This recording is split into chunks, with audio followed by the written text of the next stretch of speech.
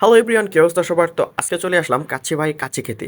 আর এই বিষয়টা যদি আপনাদের সাথে শেয়ার না করি তাহলে কি আর চলে? তো যাই হোক ভাই, চলেন একটু রিভিউ করে দেখি খাবারটা কেমন। তো আজকে আমরা চলে আসলাম কারণ বাজার শাখার কাচ্চি ভাইয়ে।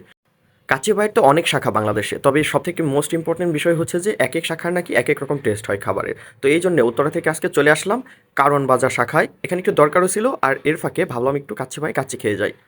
তো যাই হোক বন্ধুরা, আমরা সর্বপ্রথম এই যে দেখতে পাচ্ছেন খাবারের মেনুটা দেখে খাবারটা সিলেক্ট করে নিচ্ছি। এবং আরেকটি মজার ব্যাপার হলো, আমরা যে সিটে বসেছি এখান থেকে বাইরের ভিউটা অসাধারণ দেখা যায়। আপনারা যারা কারণ বাজার এই সাইডটা চিনেন তারা হয়তোবা চিনে ফেলেছেন। এটা হচ্ছে মেট্রো স্টেশনের পাশেই, কারণ বাজার একদম মোড়েই। তো যাই হোক বন্ধুরা, এটা নতুন কিছু কি, অনেকজন মিলে খাবার খেতে গেলে রেস্টুরেন্টে এটা হয় যে মেনু ঠিক করতেই লেগে যায় 1 ঘন্টা। তো যাই হোক, অ্যাট লাস্ট আমরা মেনুটা ঠিক করে দিলাম এবং এই যে ভাইয়াকে আমরা আমাদের অর্ডারটা কনফার্ম করে দিলাম।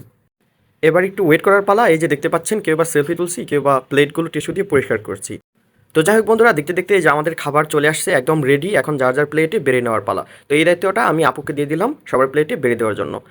ভিডিও শুরুর প্রথমেই আমি একটা কথা বলে নিয়েছিলাম যে এদের এক এক শাখার খাবারের টেস্ট এক এক রকম হয়ে থাকে। তো ঠিক সেটাই, উত্তরা শাখার থেকে আমার কারওয়ান বাজার শাখার এই কাচ্চি ভাইয়ের এই কাচ্চিটা অনেক বেশি ভালো লেগেছে। তো যাই হোক বন্ধুরা, আজ এ পর্যন্ত, এবং পরবর্তী ভিডিওটি পাওয়ার জন্য অবশ্যই আমার পেজটাকে ফলো দিয়ে রাখবেন এবং ইউটিউব চ্যানেলটাকে সাবস্ক্রাইব করে রাখবেন।